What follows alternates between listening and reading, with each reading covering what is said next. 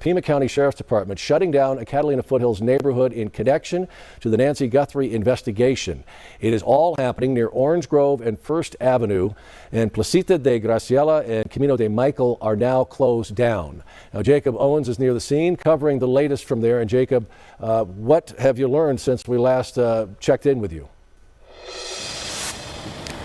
Yeah, Sean, to be clear, we're in the Shadow Hills neighborhood, as you said, by Orange Grove and First Street, and a ton of law enforcement activity. We've been seeing lines of law enforcement continue to go down. So we are at Camino de Michael and Placita de Michael. Let's show you a video from tonight, but this is related to the Nancy Guthrie case. This presence has been here for 2 hours, and we're told that law enforcement is fixated on a home out here. We're hearing 2 people have been detained, but the Sheriff's Department has not confirmed that yet. They told us they will not be releasing a press official statement tonight, but we've seen for ourselves heavy SWAT, heavily armored vehicles come out along with more than 20 law enforcement vehicles. Neighbors for at least an hour and a half were not allowed to come in certain areas, but now we're beginning to see some let back in. The Catalina Foothills just doesn't seem like a place this would ever happen. It's a place of broad, peaceful streets and secluded, expensive homes, pristine driveways and neighbors who recognize each other's cars, their landscapers, even their daily jogging paths. This is among the most affluent zip codes in all of Arizona. It's the kind of community where crime is such a rarity, the nation pays attention when it happens. And the nation definitely noticed. On the evening of January 31st into early February 1st, 2026, an 84-year-old woman was abducted from her residence. Authorities confirmed her blood was on the front porch. At 1:47 a.m., her doorbell camera went dead. Before her family even knew something was amiss, she was gone. The woman's name is Nancy Guthrie. Her daughter, Savannah Guthrie, is a co-anchor on NBC's Today Show. And today, close to 2 months on, Nancy is still not found.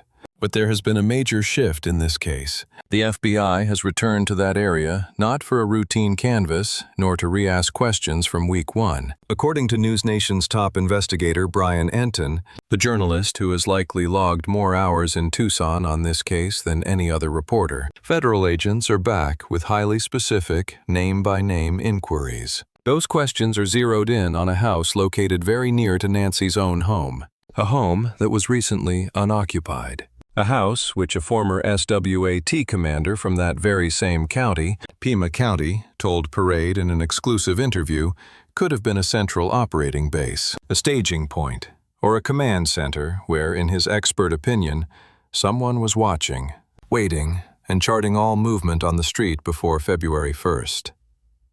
Tonight, we're examining that house, figuratively speaking, analytically. Since a retired police commander with nearly 30 years of direct experience in the same area has laid out for us his professional opinion of what was taking place there. And based on his description, his choice of words and his analytical framework should command the attention of everyone following this investigation. Pay attention, because this reflects the case's current status and is more vital than most reporting has indicated. Before we delve deeper, you must grasp who is speaking. Because in a case such as this, credibility is paramount. Bob Krieg is not some theorist with a podcast. He is not a social media personality searching for engagement. He's a retired commander from Pima County's own SWAT unit. In that very same county, the same legal authority, the same exact terrain where Nancy Guthrie resided, and where the crime occurred. His entire career involved leading high-stakes missions in places just like the Catalina Foothills. He understands how those streets feel at 2 in the morning. He is familiar with what is required, both tactically and from an operational standpoint, to conduct a precise mission in that area and escape detection. This isn't the first occasion he has commented publicly on the matter. During a previous exclusive interview with Parade magazine, Krager analyzed the known evidence, including the masked person on camera, the gloves, holstered firearm, and late hour, to form a measured conclusion. He stated to Parade, "I do think that this was a very intentional crime. I think it was targeted and specific to this house." And he added more. He mentioned the preparation involved suggested it was highly deliberate, that the suspect, though not a seasoned criminal, at the very least was following a blueprint, and has since stayed, as he termed it, relatively quiet after the fact, deliberate, focused, and methodical. That was his initial analysis of the perpetrator's conduct. Now, in another Parade exclusive from March 19th, Kreger has elaborated further. Yet he's now doing more than just describing the suspect's conduct. He is outlining what he thinks was the perpetrator's physical support system. He's not merely telling Parade that an individual had a blueprint. He is identifying for them, from his expert standpoint, where he thinks that blueprint was developed. The importance of that particular detail cannot be overstated. And Parade, a nationally known magazine, pursued Kreger immediately after Brian Enton reported on the FBI's new focus on the vacant home. That alone should indicate how seriously this new lead is being taken, well beyond what is being discussed in the open. Let's detail precisely what information has been released and by whom, because it is that precision that separates legitimate analysis from speculation. On March 17th, through his YouTube channel, Brian Enton Investigates, Enton shared something previously unknown about the FBI. He reported that, according to his law enforcement adjacent contacts, the agency had gone back to the Catalina foothills area with fresh, targeted questions about a nearby rental, a property that its tenants had left around the time Nancy vanished. He stated, and I quote, "There's one neighbor that moved out before Nancy disappeared, and they have been asking more questions about that situation." Enton was careful to state this wasn't proof that the home was linked to the incident, but that federal investigators were asking pointed questions about that residence, concerning who lived there and concerning their departure. At virtually the same moment, model. But Dave Mack, an investigative reporter for Crime Stories, presented a completely different version of events. In Mack's account, the people renting that property left right after the abduction occurred. They were present up until the kidnapping, and then suddenly were gone either just before or right after. These are not simply two different perspectives on the same incident. They are two totally conflicting reports about when the tenants departed, each with its own set of very different implications. If Enton's sources are correct, and the tenants left before Nancy went missing, what we have is a property that became vacant during the critical lead-up to the kidnapping. A property where, during that empty period, there was no one present to report any suspicious activity, nobody to observe who was coming and going, and no regular presence that might have noticed an unauthorized person using the home. In that version of events, the empty house in the days leading up to February 1st is, as Kreger put it, a tactical advantage for anyone who needed to survey the street without being noticed. If Mack's story is the accurate one, and the tenants took off immediately following the kidnapping, the questions change entirely. Individuals who abandon a rental property in the year, direct aftermath of a major abduction in their area, without any notice or clear reason, are doing something that appears, and this is not a formal accusation, but an investigative point. It looks like an extraction, not just a random move. It's the type of abrupt, silent departure that occurs when staying in that location is no longer a viable choice. The FBI is evidently taking both scenarios very seriously, because their continued questioning about the matter is not the sign of a closed lead. It is the sign of an issue that remains wide open. One of these journalists has it right. The FBI is aware of which one. Now, let's involve the neighbors, since two of them were raising concerns about this house before the FBI came back around. One neighbor, Laura, speaking on camera with Brian Enton right in her own community, recounted what she saw with her own eyes. She informed Enton, "We don't have that many rentals here, but there is one nearby, and whoever was there left within days of this whole thing." She had observed that their car was missing. She worked backward from the fact that the car was no longer there. She noted it was gone at a time she recalled as being close to the abduction. While she couldn't be absolutely certain if the car left before or after February 1st, she knew it felt odd enough to warrant a call. In her words, "I felt like it was probably nothing, but I'm going to phone it in and report that someone was living there, and now they aren't anymore." So she made the call. Because in a community that pays attention, that recognizes every vehicle, every service van, every pattern, a car that just disappears from a rental home without any moving van, no farewells, and no forewarning, feels distinctly wrong. Not illegal, just unusual enough to tell someone about it. Then you have Aldine Meister, a resident of the Catalina foothills for almost 30 years. She corresponded with Brian Enton numerous times in the initial weeks. She brought up the vacant property herself, unprompted, in the first days after Nancy went missing. What she told Enton was straightforward. "My next-door neighbors moved, and I wanted that house checked. Week 1. She pointed it out in the very first week. 6 weeks later, the FBI is posing the exact questions Aldine Meister urged them to ask from the beginning. However, Meister also shared another detail. A detail that carries an entirely new significance when viewed with Kreger's recent public comments. In the period just before Nancy vanished, roughly 2 to 3 weeks prior, she informed Denton of a man she saw in the neighborhood who seemed out of place. She wasn't able to see his face clearly. He wore a low-pulled hat and had a hunched posture. He was in street clothes, not workout or hiking attire, walking through a community where residents are familiar, and he stood out. Her exact words on camera were, "I saw this odd man with his hat pulled way down. He was sort of slouched over and wasn't wearing athletic clothing. He had on what looked like regular street attire. I found it strange since that's unusual here. A man who didn't fit in a place where everybody does." Now then, keep that picture in mind, as former FBI agent Jennifer Kidnapper, a highly credible public voice on this case, has stated that the masked person seen on NY's doorbell camera appeared at her home on January 11th, 3 weeks prior to the abduction, in what Kidnapper has openly described as a practice run. This is her expert conclusion, not an official bureau statement. It's important to mention that the Guthrie family, in their latest public announcement, directly requested the public to recall events from January 11th and January 24th. They named those specific dates, not a general time frame. When a family, coordinating with federal law enforcement, asks people to concentrate on 2 particular nights, weeks, ahead of the event, it's because those dates have investigative importance. If the man Aldine Meister saw with his hat pulled down, looking out of place, was performing what Kidnapper called a practice run weeks before February 1st, Meister might have seen him. She could have observed him as he moved along that street, surveying New York's residents, learning her patterns, identifying vulnerabilities, and she took note. She reported her concerns. Now, 6 weeks on, the FBI is following the very advice she gave on day 1. Let's analyze the tactical framework Kriya described, because his wording to Parade was far from casual. This is the terminology of a professional with 3 decades of experience planning and running operations in these very neighborhoods. He explained, to pray that a place like the empty house could be viewed by investigators as a potential home base or staging area for the perpetrator. Those were his specific terms: home base, staging area.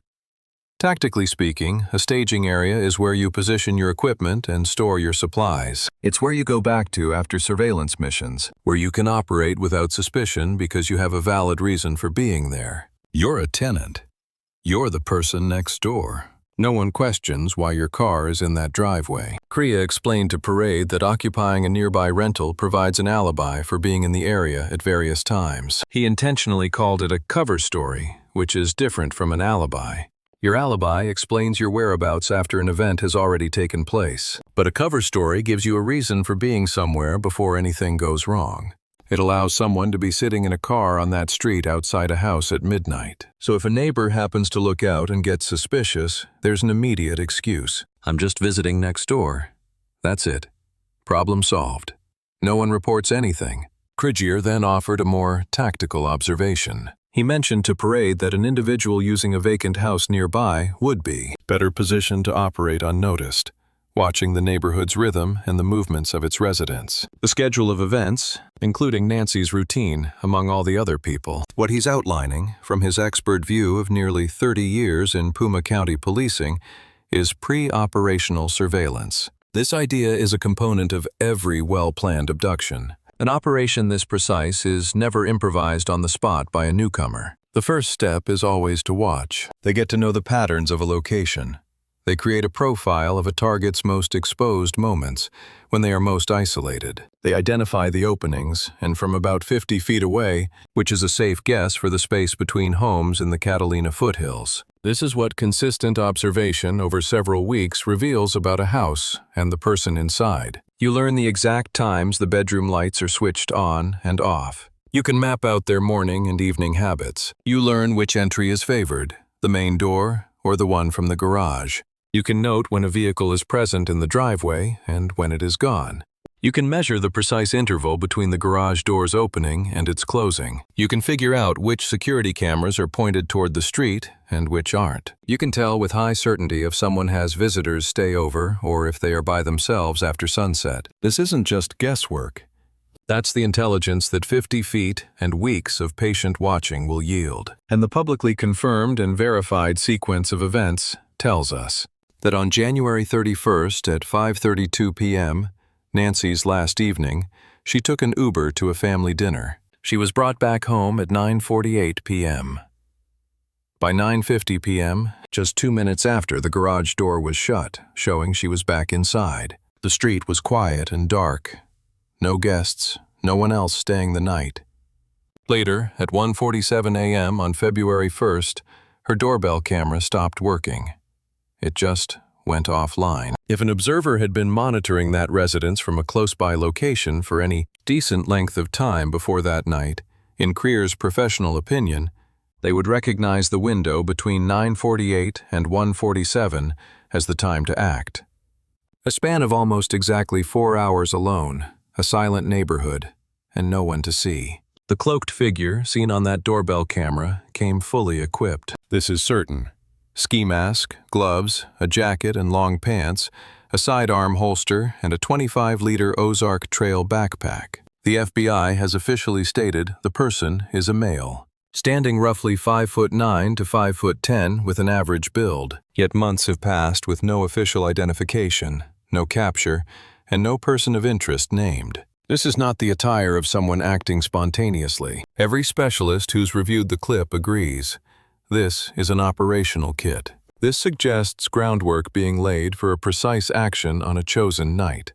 Now, consider what I feel is the most crucial public comment from Krager's parade interview by any qualified expert since the feds made the doorbell camera video public. He mentioned to Parade that an unoccupied property, and I need to quote him accurately here, away from the watchful eyes of the community, could serve as a spot to install monitoring gear. He added that this type of gear could be hidden on the grounds or in a building without being noticed. This is the professional judgment of a retired Puma County SWAT commander, not some theory born from the web. And it's not just bait for online traffic. It is a strategic assessment from an individual whose entire career involved mastering how planned missions are organized and carried out in this county. Monitoring equipment concealed within a building, completely undetected. We're moving beyond the idea of someone merely watching from a window with binoculars. In his expert opinion, Kia is suggesting the real chance of a physical device being planted, like a camera, a listening bug,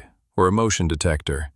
Something that could watch NY's house for a long time without any person needing to be there. A live feed that could be watched from a distance, from anywhere, while the house looked deserted to every person who passed by. The FBI understands this is a tactical possibility.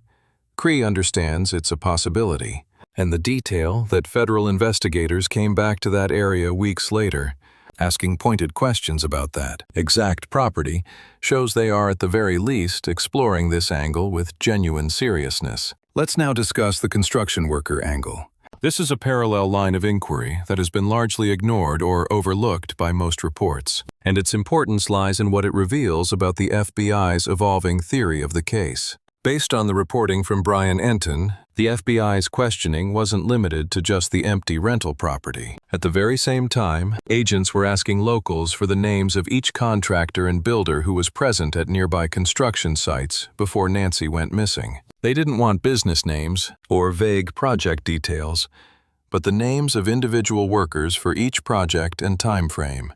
Every last one. One resident informed News Nation that a friend of hers, who owned a home under construction close by, was contacted by federal investigators and was requested to list the names of every single contractor and worker that had been on her land. Every single one. Why is this significant when viewed with the vacant home inquiry? It's because builders and people renting a house nearby have one crucial thing in common. They both have valid, ordinary, everyday access to a residential area that would otherwise instantly notice an outsider. A work truck parked at a building site at 7 in the morning doesn't seem out of place. A team surveying a property line, or having lunch on the curb. All of these actions seamlessly merge with the normal activity of the area. avoiding the suspicion that an unfamiliar person on foot would immediately provoke. By the very nature of what they do, construction teams are observant. They learn which residents leave for work early and who likes to sleep late. They are aware of which homes face the road. They are a constant presence in the area for weeks, even months. For anyone needing constant, legitimate, and inconspicuous surveillance of a house, a nearby work crew provides what Krieger's framework calls a near-perfect cover. Former speaking on Ent's program gave a clear interpretation of what this level of FBI probe means. He confirmed they are re-examining leads, but made a vital clarification. This isn't moving backward. It is a significant push forward. Some new lead must have emerged. A name, a memory, or new data to check against everything they already have. Two parallel investigations. Federal agents were simultaneously pursuing the vacant rental and the construction crew. Within Craig's operational model, both of these leads point to the same essential question. Who had a valid excuse to be near NY's home often, in the weeks before February 1st? And was that excuse used to mask something criminal? Next, let's examine what forensic science indicates the FBI's evidence team would be looking for at that property. This is based on established procedure, not on speculation. Every person sheds biological matter constantly and without realizing it. Skin cells are left on every surface an individual frequently touches. Hairs, with their root cells, get transferred to furniture, carpets, and floors. Saliva gets on doorknobs, the rims of glasses, and any surface touched near the head. In a location where a person has spent time, even for just a few weeks, the amount of what scientists term touch DNA becomes quite large. It builds up carpet fibers in the grain of wood, on door frames, on windowsills, and across the backs of chairs. The crucial element in a rental home is that the list of individuals with a recorded, valid reason to be there is both short and traceable. The property manager has records of all residents. Past tenants can be interviewed, their DNA voluntarily sampled, and then eliminated from the evidence pool. What is left over after this elimination is foreign biological evidence from an individual who had no documented right to be on that property. And that is precisely why this is so critical for this investigation. The Puma County Sheriff's Office has stated for the record, with Sheriff Nanos confirming publicly, that they recovered mixed DNA from NY's house. This is genetic evidence from multiple individuals, none of whom are Nancy or anyone in her immediate circle. Nanos stated publicly, "We believe we may have some DNA there that may belong to our suspect." That sample, however, is challenging. It is a mixture. The lab reports having trouble isolating the profiles, a process that could take as long as a year. Investigators have already pivoted to using genetic genealogy. That's the same method that helped identify the Golden State Killer and Brian Kohberger in the Idaho case. But having a second crime scene alters the entire situation.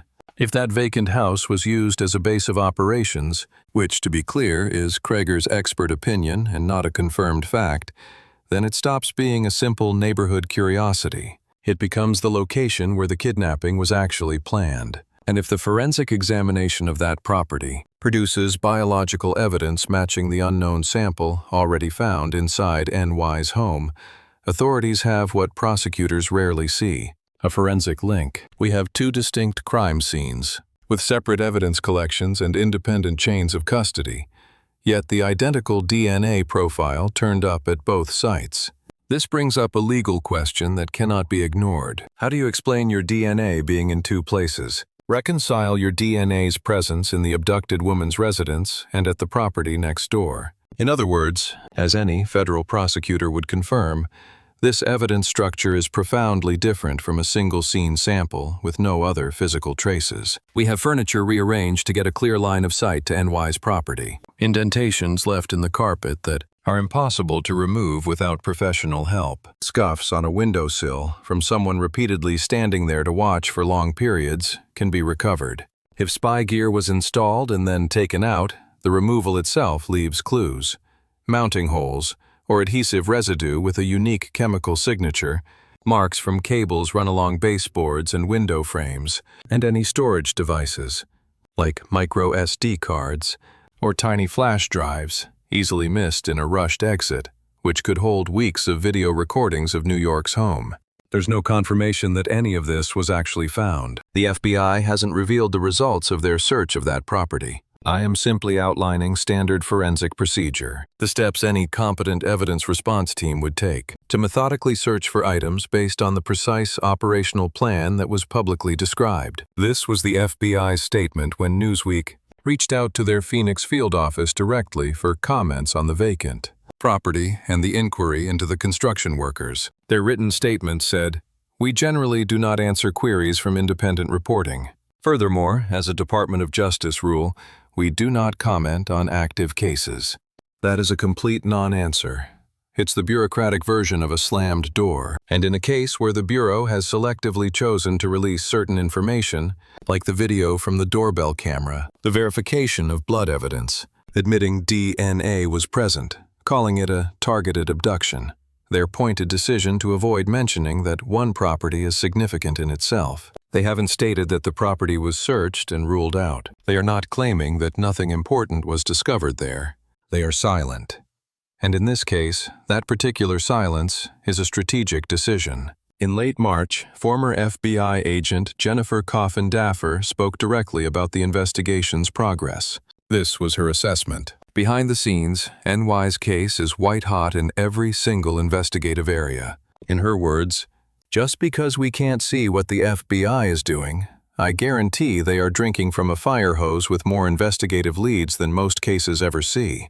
That comes from a retired federal agent with first-hand professional experience with how these kinds of cases run white-hot in every aspect behind closed doors. This is what has been confirmed as fact. And this is what's being reported but not yet verified, because it is important you know the difference. So, what are the confirmed facts? Nancy Guthrie, 84 years old, was officially reported missing on February 1, 2026.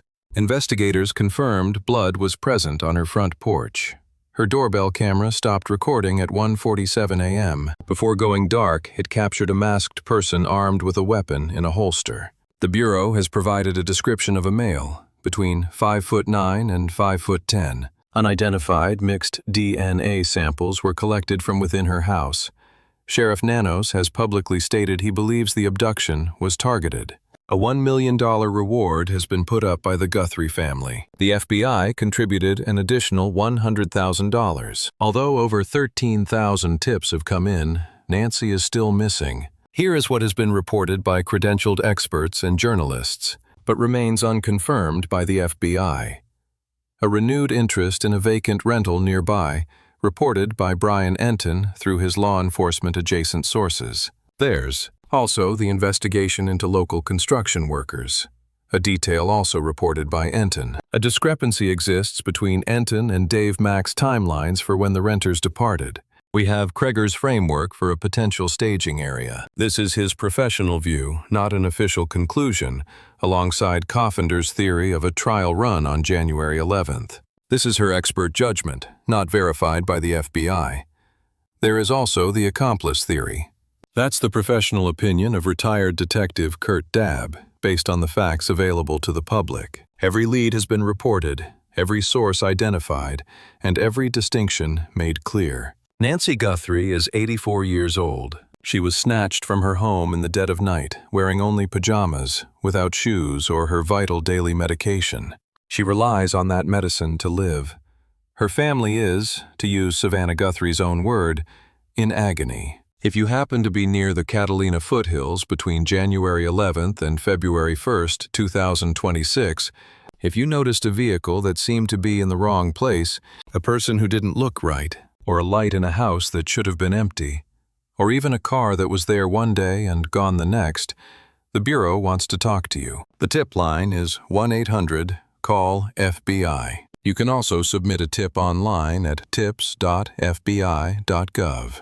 According to reporting by Brian Enton, the FBI thinks someone may have been working out of a residence very near Nancy Guthrie's own front door. In the professional judgment of retired Puma County SWAT Commander Bob Creek, that property shows signs of being a home base, a location for staging, a place where someone could observe, bide their time, and make final preparations before targeting an 84-year-old woman who was living by herself. The car is missing. The house sits vacant, and the FBI is still working to piece together everything that happened inside. Nancy Guthrie remains missing, and we refuse to stop until we have answers. As of now, the investigation stands at a haunting crossroads, where every clue uncovered seems to raise even deeper questions. What once appeared straightforward has unraveled into a web of uncertainty, leaving investigators chasing fragments of truth that refuse to fully align.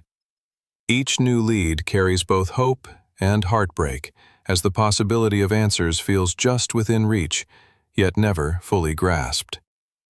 For those following the case, the silence is deafening, and for the ones still searching, this is not the end, just a chilling pause in a story that demands resolution. If you care about this case, subscribe, activate notifications, and share this with others who have been following the story. Leave a comment with your theory on what the FBI uncovered in that house. The more people who are paying attention, the harder it is for whoever is responsible to just blend back in. Nancy deserves to be brought home.